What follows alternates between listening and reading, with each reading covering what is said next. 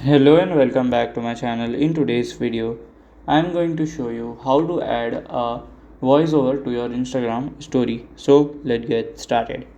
So it is very easy to do it. So just go and open your Instagram. Okay. So here you have to go. Just here you have to swipe left. Okay. So as you can see here, your Instagram story. So to voiceover, you have to just press and hold into here. Okay.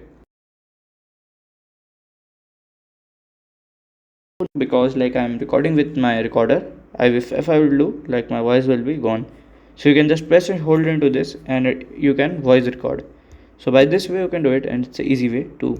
And if you have any question related to this, you can let me know in my comment section. And if you find this video helpful, make sure you like, subscribe and share the video. Thank you for watching.